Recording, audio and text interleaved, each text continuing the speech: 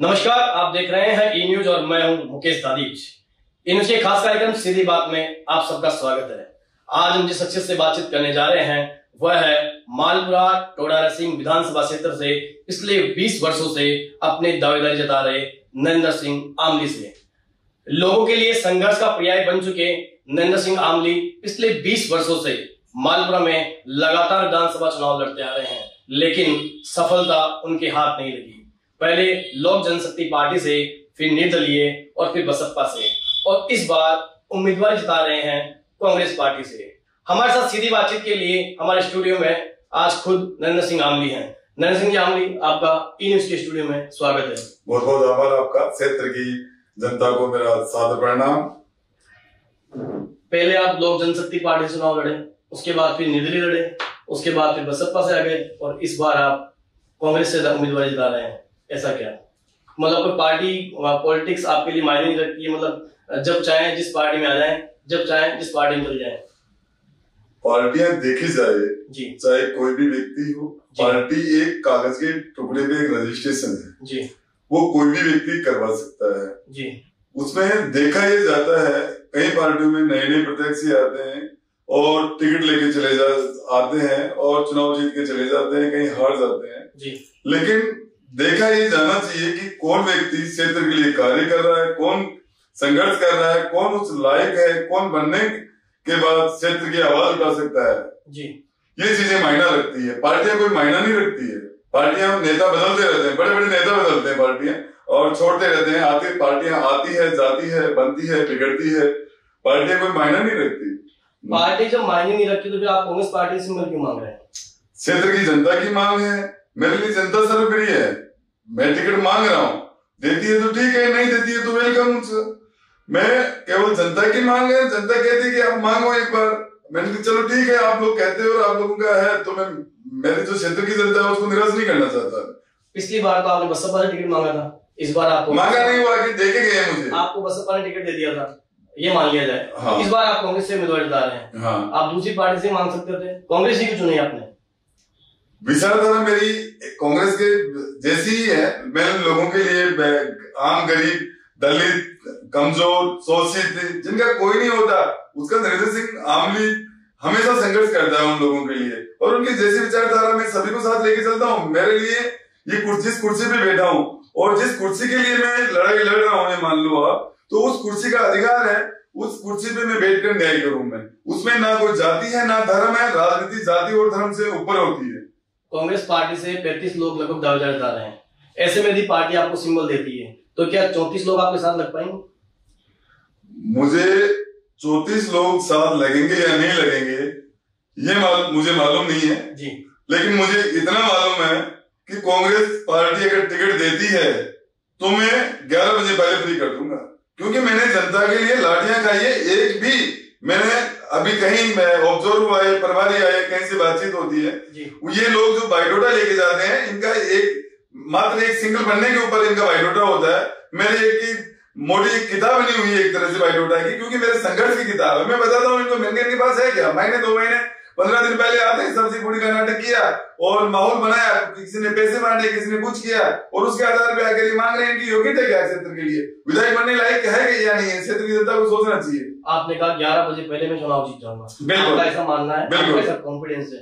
आपको क्या लगता है किन आधार पे आप चुनाव जीतते हैं?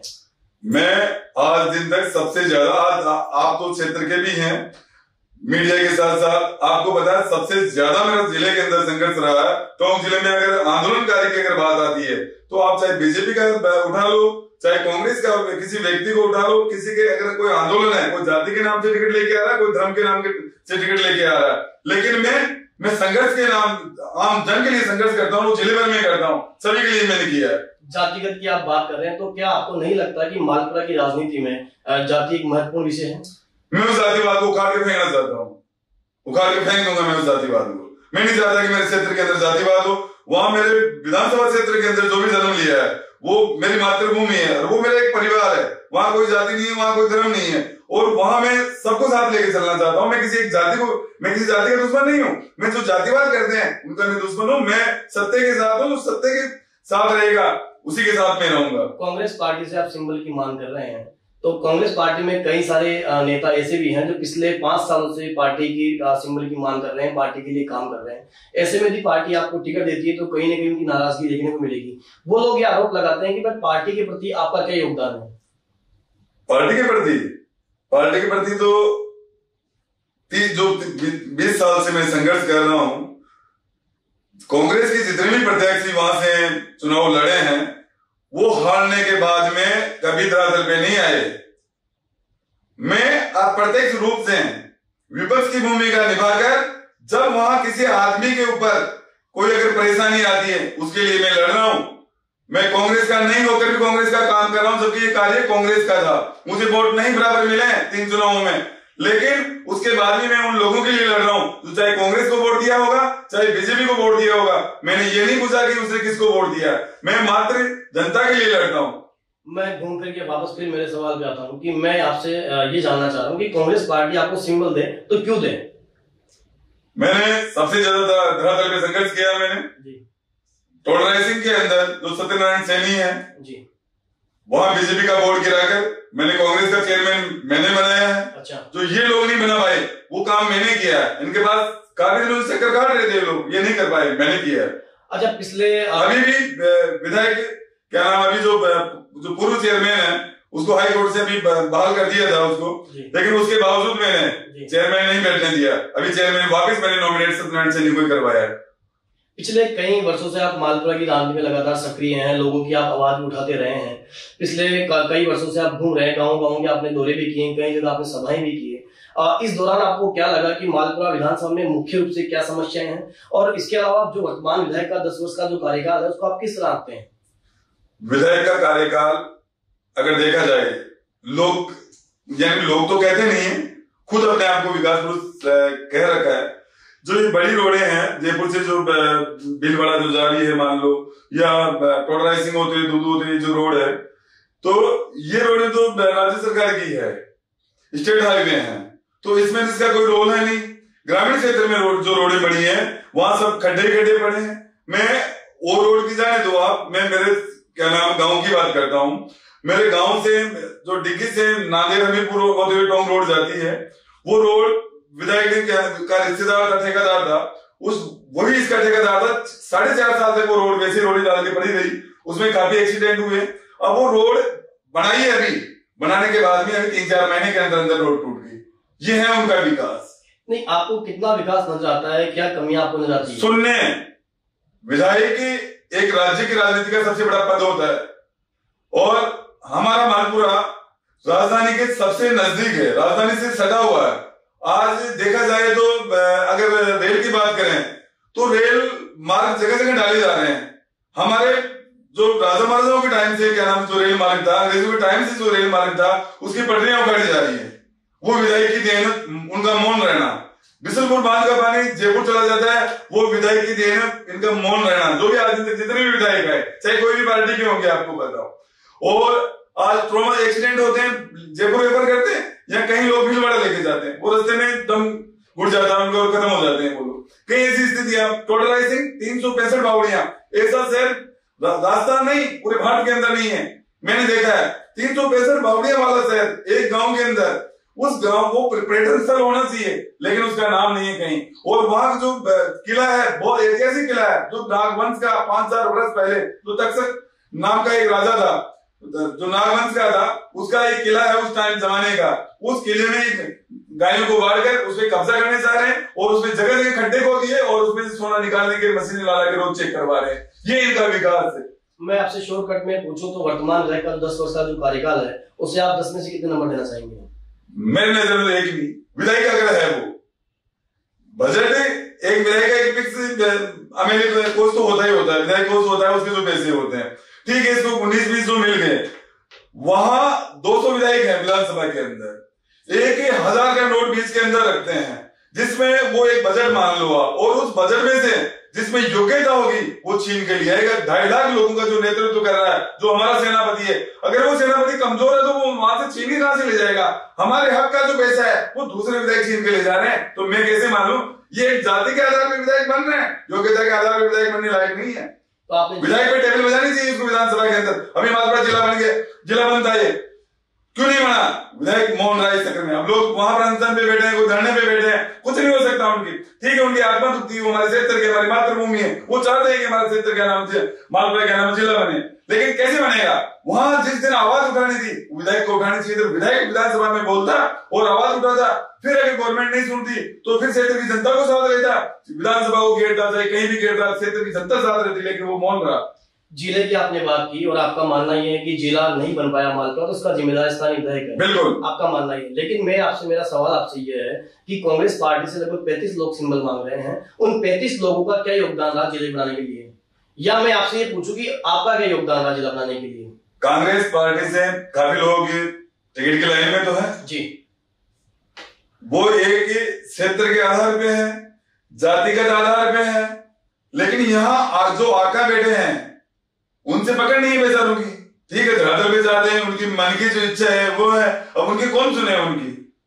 वहां अगर कोई आवाज उठाता तो वहां आरएलडी से गठबंधन हुआ था, रणवीर पहलवान ने चुनाव लड़ा, तो उसको वो बात रखनी चाहिए थी। हमारे जैसे लोग अगर टिकट मांग रहे हैं, उनके पास क्या नाम है, ठीक है धरातल पे लोग जाते हैं, जानते हैं, गाँव गाँव ढांड ढांड बच्चा जानता है, लेकिन यहाँ से लोग हमारे कौन सुनेगा? जो पार्टी के जो विधायक का चुनाव वाला है तो उसको यहाँ बात रखनी चाहिए थी। जबकि माननीय मुख्यमंत्री महोदय ने तो जो भी जहां से कांग्रेस के जो विधायक आ रहे थे उनके डिजायर के बिना तो किसी का ट्रांसफर तक नहीं किया, लेकिन ये लोग आवाज ही नहीं उठाए। और वो विधायक ये समझ में नहीं आ रही जातिवाद का। आप देखिए पहलवान साहब का मैंने एक दिन वीडियो देखा था और उस वीडियो में वो विधायक साहब की तारीफ कर रहे हैं। ये देखिए सबसे बड़ी बात, तो ये क्या जातिवाद कर रहे हो आप? ये क्षेत्र का मुद्दा उठा रहे हो, जातिवाद का क्या मतलब आ गया इसमें? आप जो विपक्ष की भूमिका नहीं निभाकर क्या नाम उसके आपकी जाति के पक्ष में बोल रहे हो। आपका मानना ये है कि पूर्व विधायक पहलवान और विधायक कन्हैयालाल चौधरी आपस में मिली भगत है, आपका आरोप ये कहना जा रहा है? सारे मिले हुए हैं, एक भी नहीं है।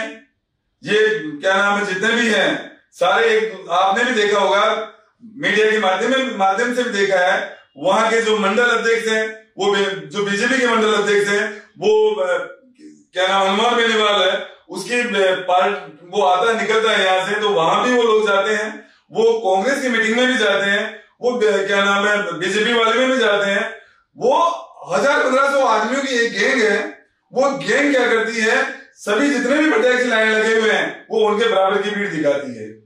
सारे मिले हुए आपने आरोप लगाया था, खुल के बता दीजिए। हाँ बिल्कुल खुल के, आप खुल के बता दीजिए कौन कौन मिले हुए हैं? सर बीजेपी कांग्रेस सब निर्लित सब एक है, मात्र जातिगत राजनीति की जा रही है। उनको योग्यता के आधार पर उनकी योग्यता क्या है ये सामने रखिए आप।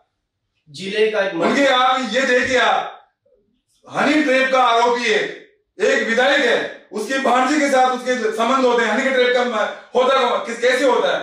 हनी ट्रैप उसके संबंध थे, उसने ये आरोप लगाया कि ये मेरे साथ क्या नाम है मुझे ब्लैकमेल कर रही है, और ब्लैकमेल करके मेरे वीडियो बना रखे, मेरे फोटो ले रखी है, और ये मुझे ब्लैकमेल करके और मेरे से पैसे मांग रही है। इसका मतलब ये होता है हनी ट्रैप का मतलब। उनके आरोपी टिकट मांग रहे हैं, क्या वो जनता के आइकॉन होंगे वो लोग जिसपे बलात्कार का आरोप लगाया मालपुरा आईटीएम रहते हुए? वो टिकट मांग रहे हैं कि हमारे क्षेत्र के अंदर, ग्रामीण क्षेत्र की अगर बात करें तो ऐसे लोगों को तो जाति बाहर कर दिया जाता है। क्या इनका ये है कि जनता के लिए ये संघर्ष है इनका? क्या हमारे क्षेत्र की जो जनता है ये हमारी मातृ शक्ति है? कहीं हमारी माताएं, कहीं हमारी बहनें कर्मचारी है, कहीं कुछ है, या कोई भी काम छोटा मुद्दा इनके पास लेके जाएगी तो क्या वो सुरक्षित रहेगी? क्या इनसे ये हमारे आइकॉन माने जाए तो, ताकि इनसे शिक्षा लेके आने वाली पीढ़ी इनको देखकर क्या नाम है वो भी ऐसा ही कार्य करें? जिन लोगों पे आपने आरोप लगाए, आपके आरोप होंगे, लेकिन उसके बावजूद जनता उनके साथ तो लगी रही है। जिन लोगों के लिए आप आरोप लगा रहे हैं उन लोगों के साथ में हजारों के लोग उमड़ रही है, उनके प्रोग्राम में हजारों लोग आ रहे हैं। वो मात्र सब्जी पूरी वाले हैं। मैं तो खुल के बोलता हूँ, मेरे किसी चीज का वो नहीं, सोशल मीडिया में मैं भी, वो मात्र सब्जी पूरी वाले हैं। वो 500-500 रुपए के जो लोग हैं वो उनके साथ हैं, लेकिन कुछ लोग उनके साथ जनता नहीं है। आम जन जो है, आम जन की जो भावना है उनके साथ एक भी नहीं मिलेगा। उनके पास गिनती के जो लोग हैं उनके पास कुछ नहीं है, और न राजनीति, उनको मिल जाता है कुछ शाम को, सुबह शाम को, तो वो लोग उनके साथ रहते हैं। बाकी जनता आम जनता नहीं है। हमारा मालपुरा का चुनाव जो मैंने देखा है, आपने भी देखा है, हमारे नारायण सिंह जी जब सुरेंद्र व्यास जब चुनाव लड़ा करते थे, निस्वार्थ लोग, इनका 1 रुपया खर्च नहीं होता था क्षेत्र के अंदर। सबसे सस्ता चुनाव अगर देखा जाता राजस्थान के अंदर तो वो हमारे मालपुरा क्षेत्र का था। इन लोगों ने, गिनती के लोगों ने इसको एक पैटर्न ही चेंज कर दिया चुनाव का, और पैसे के आधार पर चुनाव कर दिया। तो ये पैसे निकालेंगे कहां से? आप जब हमारे पूर्व विधायक जो रहे हैं वो यहाँ कहीं वो हेडपंप लगाए थे, कहीं चीजें लगवाई थी, उनका आप बिल उठा लीजिए, निकलवा लीजिए आप, उनमें एक एक का मिल जाएगा कि सारे बिल पास हो गए। तो ये पैसा जनता पे ही है, कहां से निकालेगा? कोई आदमी अगर 10 करोड़ रुपए खर्च कर रहा है, कोई 20 करोड़ खर्च कर रहा है कि वो इतने पैसे खर्च करेगा, वो इतने करेगा, तो निकालेंगे कहां से?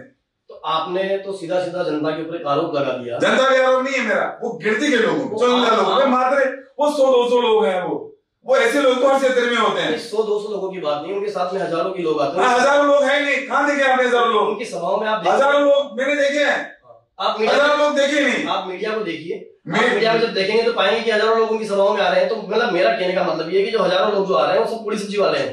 वो पूरी सब्जी वाले लोग हैं, हजारों लोग नहीं है, 200 आदमी है। वो मीडिया उनको आप देखा करो, उसमें कटिंग करके उसको 4 जगह चिपका के दिखाते हैं, उन्हीं को 4 जगह दिखा रहे हैं, वो भीड़ दिखा रहे हैं उसको। वो कैमरे की सफाई है, कोई हजारों आदमी नहीं है वहां पर। आपको बताऊं, मैंने देखा है कि आज 500 गाड़ी लेके जा रहा, कोई 500 गाड़ी तो जा रही है, 300 गाड़ी तो जा रही है, उसमें आदमी कौन जा रहा है? वो ड्राइवर जा रहा है, उसको गाड़ी का किराया दिया जा रहा है। जो भी जहां की जितनी रैली है वहां जाना है, तो गाड़ी के साथ कारवा नहीं है, वो आदमी का कारवा नहीं है, वो जिसको किराया दिया वो तो जाएगा बेचारा। आपने कई प्रत्याशियों पे जो उम्मीदवार जिता रहे हैं, उन लोगों पर आपने कई तरह के आरोप आपने लगाए, लेकिन कई तरह के लोग आप पर भी आरोप लगाते हैं, उस बारे में आप क्या कहना चाहेंगे? नरेंद्र सिंह पे कोई आरोप नहीं लगा सकता, नरेंद्र सिंह पे, क्योंकि नरेंद्र सिंह ने निजी कुछ नहीं किया। नरेंद्र सिंह पे कोई अंगुली उठा के ये नहीं कह सकता कि ये गलत किया। मैं हमेशा न्याय के लिए लड़ता हूं, मैं, और न्याय के लिए चाहे मुझे लाठियां खानी पड़े, चाहे मुझे जेल जाना पड़े, और मैंने किया है, साबित किया है। मैंने 50 से ज्यादा मेरे पुलिस ने लाठियां मारी है, और विधायक के दबाव, मैंने वहां भी जनता को कहा था, मैंने वहां 4-5 हजार लोग थे वहां पे, मैंने कहा था, मैंने कहा आप लोग विधायक को क्या नाम है फोन करिए, और फोन करके विधायक को पूछिए कि विधायक साहब यहाँ ऐसी घटना हो गई, यहाँ रमेश साहब की मौत हुई है बिजली के करंट आने से, और आप कहाँ हो? कल को आप कहोगे आपका विधायक है, तो नहीं आया तो आपका जवाब क्या होगा? तो लोगों ने वहां से फोन लगाया, फोन लगाने के बाद में विधायक ने कहा कि मैं धौलपुर हूं। फिर शाम को जब मामला हुआ, फिर सारा प्रशासन से बातचीत हुई, मुआवजे की मान ली गई। विधायक आधे घंटे बाद में, उसके आधे घंटे बाद में आकर, और वो कोई न्यूज था मीडिया का, तो उसमें दिलवाई है कि विधायक साहब ने मुआवजा करवाया। अरे यार, ये चीजें पहले ही हो गई थी, जब तो क्या नाम है लास्ट पोस्टमार्टम के लिए अपने मालवा हॉस्पिटल के अंदर पूछी थी। एक मुद्दा मालवा के चुनाव में स्थानीय का मुद्दा जो काफी हावी है, लोग स्थानीय की मांग करते आ रहे हैं, इस मुद्दे को आप कितना समर्थन करते हैं और नहीं करते हैं? स्थानीय की, हम स्थानीय है, कौन है बाहर का? कौन दिख रहा है बाहर का? बाहर का कोई है नहीं। पहले चंद्रभान जी, हाँ, रामविलास जी बाहर के हैं, और प्रभाती लाल जी बाहर के हैं, ये 3 आदमी बाहर के हैं, अभी जो है बाकी सारे स्थानीय हैं। नहीं, आपकी नजर में स्थानीय की परिभाषा क्या है? स्थानीय तो जो वहां से कोई जन्मभूमि है, उसमें जन्म लिया है, वो स्थानीय है। अच्छा, उससे अगर कोई बाहर से अगर कोई आदमी आता है, वहां रहता है, वो स्थानीय नहीं माना जाता। जो आदमी मालवा में पैदा होकर चला गया, बिल्कुल स्थानीय कहलाएगा। स्थानीय कहलाएगा। आज अगर कोई विदेशों में कहीं ऐसे लोग हैं, कहीं राजनीतिक पदों पे गए हैं, कहीं और पदों पे भी गए हैं, और वो आज हम कहते हैं कि हमारे भारत का है। नहीं तो मालवा में पैदा होकर चला गया, पैदा होने के बाद मालवा में आया नहीं, वो एक स्थानीय कहलाएगा। वो स्थानीय रहेगा, उसकी जन्मभूमि, उसकी कर्मभूमि। आज मैं हूँ, आज मैं नरेंद्र सिंह आमली लिखता हूँ, मैं आमली इसलिए लिखता हूँ, कोई आमली लिखना कोई बड़ी बात नहीं। सब अपने, कोई जाट लिख रहा है, कोई गुजर लिख रहा है, कोई ब्राह्मण लिख रहा है, कोई राजपूत सिंह लगा रहा है, कोई हर जाति का व्यक्ति अपनी जाति लिख रहा है। लेकिन मैंने उस जो धरती है उसका मैंने अन्न खाया, उसका जल पिया, मैंने उस पर खेला हूँ, कूदा हूँ, तो मेरे क्यों ना मेरी मातृभूमि का नाम हो उसमें। आपकी जो भी ये शरीर है, 60 फीट का शरीर है, देन तो उसी की है, पेट भरने के लिए तो कहीं भी रहना पड़ेगा आदमी को। आपने स्थानीय होने की बात आपने कही, स्थानीय होने का आपने जिक्र किया, और स्थानीय के मुद्दे का आपने समर्थन भी किया आपकी बातों। बिल्कुल। लेकिन आप पर जो आपके जो दूसरे जो उम्मीदवार हैं, जो आपके विपक्षी लोग हैं, वो आप पर एक आरोप लगाते हैं कि आप अप्रवासी स्थानीय हैं। मतलब स्थानीय तो आप पैदा तो हो गए, लेकिन मालवा की जन समस्याओं से आपको कोई सरोकार नहीं है, आप उनको देखते नहीं है, उनको समझते नहीं है, बाहर रहते हैं। क्या बताऊं मैं आपको, उन लोगों को एक भी मेरे को ऐसा बात ये बता, 35 तो कांग्रेस में लाइन में लग रहे हैं, बीजेपी में भी 3-4 लग रहे हैं, चलो ठीक है, वो नामात्र गए, लेकिन 3-4 लग रहे हैं। एक ने भी कभी क्षेत्र का कोई भी मुद्दा उठाया तो बताओ, सैकड़ों आंदोलन तो अंगुली में भी गिना दूंगा मैं। और सबसे ज्यादा संघर्ष किया है वो क्या किया उन्होंने? हाथ जोड़ लिया, गले मिल लिया, उससे कोई वो होता है क्या? हर छोटी छोटी समस्या, हर गाँव ढाणी, कहाँ जाना, गाड़ी वहीं रुकती है, घर घर जानता हूं मैं। ऐसा कोई क्षेत्र में गाँव नहीं है जिसको गाँव ढाणी में जानता नहीं हूँ। मैं पार्टीगत सवाल आपसे पूछना नहीं चाह रहा था कि मालपुरम में कांग्रेस पार्टी की यदि अपन बात करें तो 35 से ज्यादा लोग सिंबल मांग रहे हैं, और वहीं यदि बीजेपी की बात करें तो 4-5 लोग सिंबल मांग रहे हैं। ये दायरा आप कहाँ देखते हैं? ये क्यों देखते हैं कि भाई बीजेपी में तो टिकटों की कतार कम है और कांग्रेस में टिकटों की कतार ज्यादा है? ये इसलिए देखा जा रहा है, इसमें जातिगत राजनीति हो रही है। मैं तो साफ कहता हूँ, मेरा कोई फर्क नहीं पड़ता है, कोई नाराज हो कोई राजी हो, लेकिन हकीकत के अंदर अगर कोई नहीं बताएगा, ज्यादातर हमारे लोग मौनी है, पहले से भी मौनी है, आगे भी मौनी रहेंगे। लेकिन उनको पता है कि बीजेपी का टिकट हमारा पक्का है, और कांग्रेस से जो टिकट अगर किसी अन्य जाति को अगर मिल जाता है तो सीट हमारे हाथ से निकल जाएगी। जबकि बीजेपी वहां से जीत रही है, निर्दलीय वहां से जीते हैं, कांग्रेस 30 साल से हार रही है, तो फिर वो लोग कांग्रेस से टिकट क्यों मांग रहे हैं?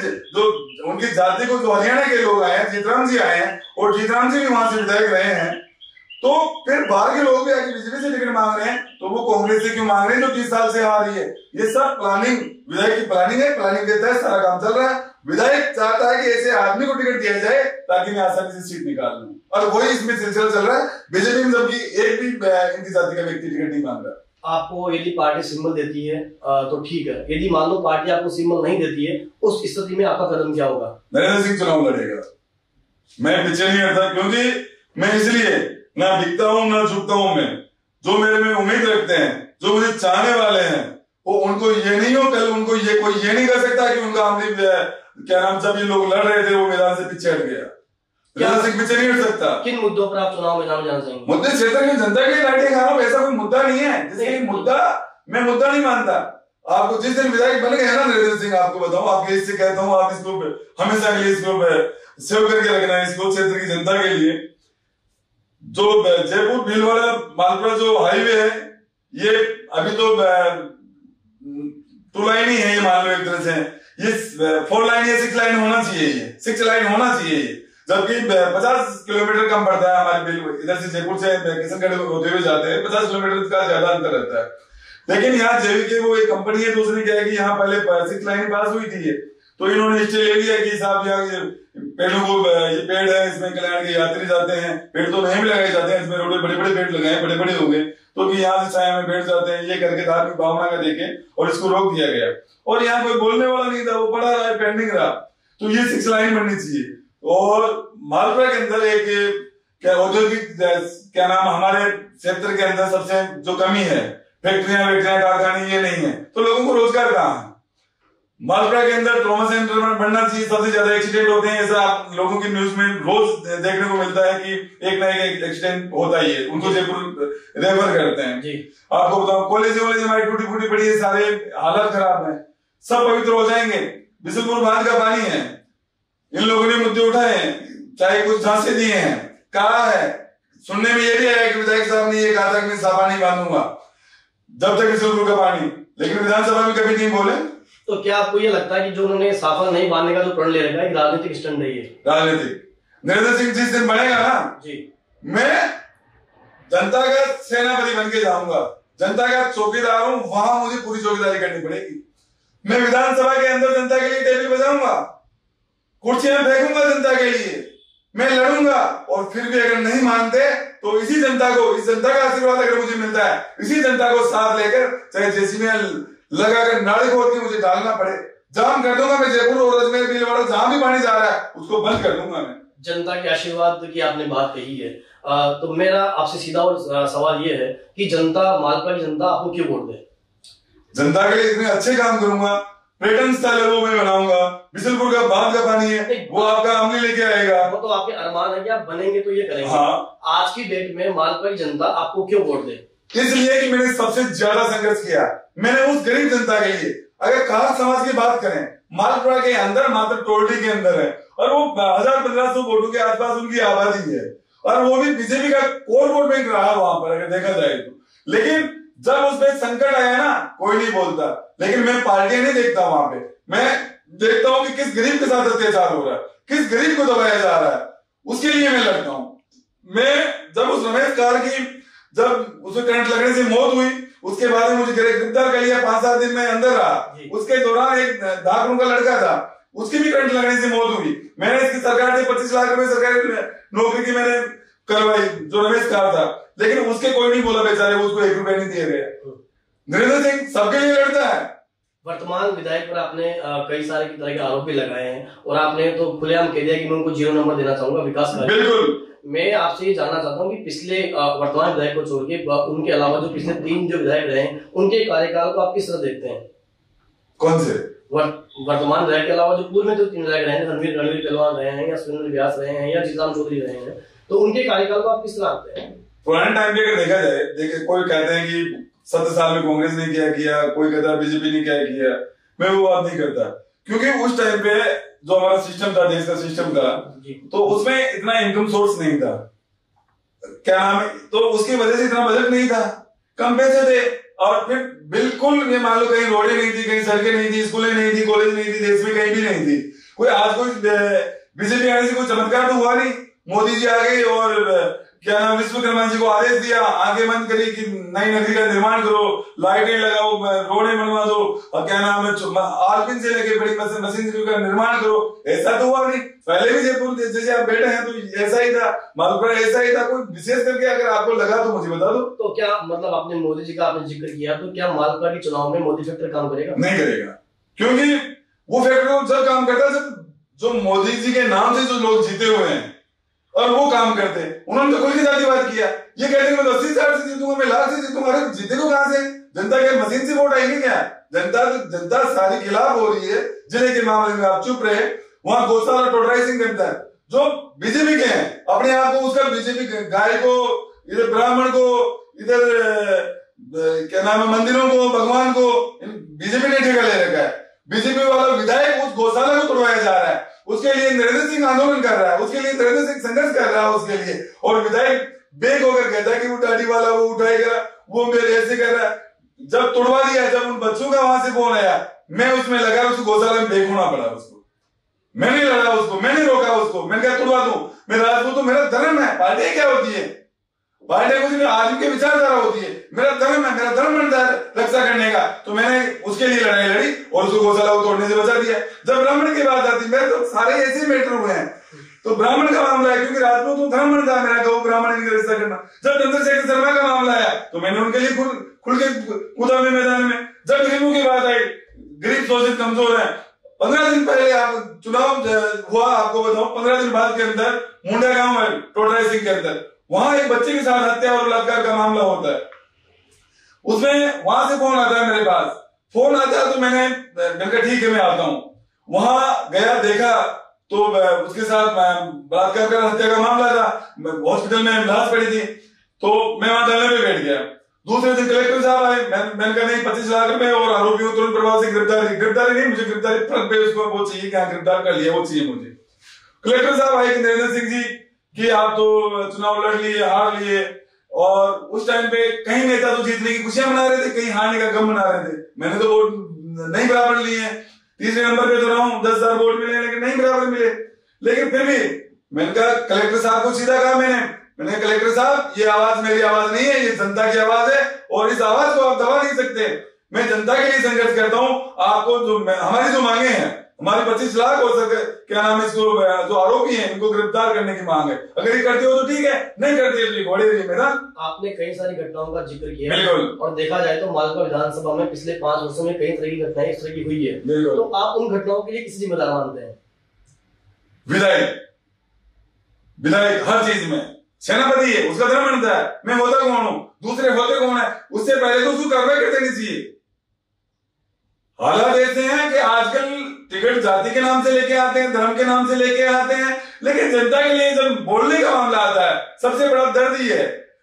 आदमी हर घर में से विधायक नहीं बन सकता, विधायक एक ही बनेगा। कहीं कौमों के, कहीं धर्म के, क्या पता हो सकता है एक ही वोट हो या 10-5 वोट हो, तो वो भी आशा रखते हैं उस विधायक से, क्योंकि वो उस कुर्सी पे बैठा है, उसके लिए सब सम्मान है जनता में। आपने कहा कि इस बार मोदी मैजिक या मोदी फैक्टर माल विधानसभा में काम करने वाला नहीं है, तो मेरा आपसे ये सवाल यह है कि पूर्व विधायक अपने डॉक्टर सुरेंद्र व्यास, क्या उनका फैक्टर कितना काम करेगा इस चुनाव के अंदर? वैसे हमारे आदरणीय रहे हैं, मैं उनका सम्मान करता हूँ और उनका फैक्टर तो हमेशा ही काम करता है। उनके 30,000 वोट है, वो जिधर जाते हैं उधर ही जाते हैं, उसमें कोई दो राय नहीं। तो आपको ये लगता है कि आज के दिन में भी व्यास जी का मैजिक जिंदा है? बिल्कुल है, उसमें कोई दो राय नहीं। व्यास जी है, बाकी इनका किसी का मैजिक नहीं चलेगा। इनके सबके जो और हैं उनके मैजिक खत्म हो चुके हैं, लोग देख चुके हैं इनको, लोगों ने परखा है इनको, एक बार देख लिया, कहते हैं कि तेरे वोट की जरूरत नहीं है। विधायक साहब सवर्ण के अंदर कहते हैं कि तुम्हें नाज दे रहा हूं, तुम्हें सड़क दे रहा हूं, तुम्हें पैसे दे रहा हूं। अरे भाई तुम क्या दे रहे हो? सरकार के हमारे टैक्स द्वारा पैसे जा रहे हैं, आमदन के टैक्स के पैसे जा रहे हैं। लोग ही मानते हैं कि हमारा टैक्स कहां नहीं जा रहा। जैसे मान लो बीड़ी सिगरेट गुटखा आम गरीब में चलता है, ये इसका 65% क्या नाम है सरकार टैक्स वसूल करती है। और जैसे चीनी है, शक्कर मान लो उसको, तो उसमें या परचूनी सामान मान लो, तो उसमें अगर कोई लेने जाता है तो उसमें 28% टैक्स जीएसटी लग रही है। तो 28 रुपए तो चुपचाप जा रहे हैं, उसमें 100 रुपए का अगर कोई आइटम ले रहे हैं तो आम जनता का टैक्स है, तो उसमें विधायक मोदी कहां दे रहे हैं? उसमें वहां लावा के अंदर कह रहे हैं कि सारे सरपंच चोर हैं। अरे तो साहूकार आप ही हो गया। उधर क्या नाम है, ओम प्रकाश जी दाइमा हमारे एसपी रहे टोंक के अंदर, तो उनको कहता है कि उनके बजरी का उसका 7-8 करोड़ का चालान काटा था, तो उसमें कहा कि मैं तुम्हें देख लूंगा, दंगे करवा दूंगा। तो ये स्थिति है। जब उनकी मशीनरी में जब्त करिए और करिए, सबसे बड़ा बजरी माफिया बन के उभरे हैं, तो क्षेत्र की जनता के लिए क्या किया है ये बताइए मुझे आप। मैं आपसे ये जानना चाह रहा हूँ, यदि आप विधायक बनते हैं, काफी लंबा समय अपने को हो गया बातचीत करते हुए, तो मैं आपसे जानना चाह रहा हूँ, यदि आप विधायक बनते हैं तो आपके 5 मुख्य एजेंडे क्या रहेंगे? मैं गंगा जल की तरह पवित्र कर दूंगा। मालपुरा क्षेत्र राजस्थान में अगर चर्चा में नहीं आए ना, तो विधायक बनना अधिकार है। रोज सुर्खियों में रहूंगा, रोज सुर्खियों में, और क्षेत्र के लिए ऐसा दिन नहीं जाने दूंगा जो मेरे शरीर की जो ऊर्जा है, ये शरीर है मेरा शरीर चपेट का, ये मेरे काम का नहीं है। ये मेरे लोगों के लिए, मेरे भाइयों के लिए, मेरे परिवारों के लिए, उनके लिए संघर्ष करने के लिए ये काम में आए तो ठीक है, नहीं तो जाना तो सभी को एक दिन है, और उनके लिए मैं जी जान लगा दूंगा, उनका हर दिन उनकी आवाज उठाऊंगा। मैं 5 मुख्य एजेंडों की बात कर रहा हूँ कि 5 क्या एजेंडे आपके रहेंगे जिनको लेकर आप काम करेंगे? जो कोई नहीं कर पाया वो कार्य में करूंगा। बिशनपुर का बांध का पानी है, वो आज दिन तक कोई नहीं लाया। गंगा का आना धरती पे निश्चित था, लेकिन उसके लिए भागीरथ का जन्म लेना, उसकी तपस्या करना भी एक उसका वक्त का इंतजार कर रहा था, ये मान लो। और वही कारण मैं बनूंगा यहाँ का। और ये मुद्दा ऐसा मुद्दा है, इस मुद्दे को मैं करके जाऊंगा, क्योंकि मुझे किसी चीज से मोह नहीं है।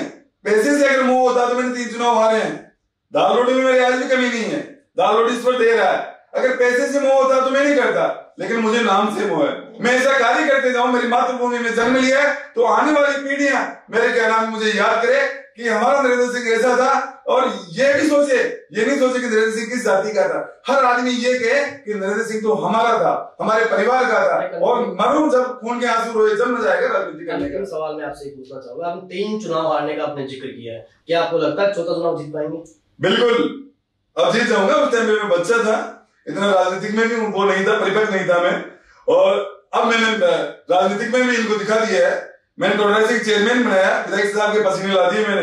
दोपहर विधायक साहब ने जुलूस निकाल रहे थे, फिर मेरे कहना वो जुलूस नहीं निकालते तो मेरे भरतलाल सैनी से कोई विशेष करके मेरा वो नहीं था, वो भी मेरा भाई ये वहां है, लेकिन जुलूस निकाल रहे हैं कि मैंने ये कर दिया। मैंने कहा रुको भी है, जब तक कांग्रेस गवर्नमेंट है, जब तो आपको आपका जो चेयरमैन है वो नहीं बैठने दूंगा। सत्यनारायण सिंह को फिर बना दिया मैंने चेयरमैन।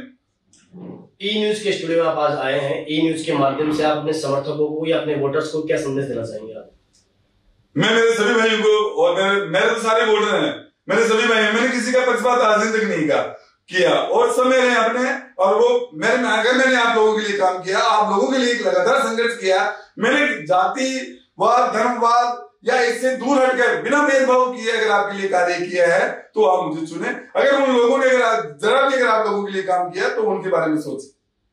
बहुत बहुत धन्यवाद आपका, आप ई न्यूज के स्टूडियो में आए और आपने बड़ी बेबाकी से हमारे प्रत्येक सवाल का जवाब दिया। बहुत बहुत आभार आप सबका, और क्षेत्र की जनता को एक बार नरेंद्र सिंह आमली का सादर प्रणाम। तो ये थे नरेंद्र सिंह आमली, जिन्होंने बड़ी बेबाकी से हमारे प्रत्येक सवाल का जवाब दिया। जल्द मिलते हैं एक नई शख्सियत के साथ, तब तक बने रहिए ई न्यूज के साथ।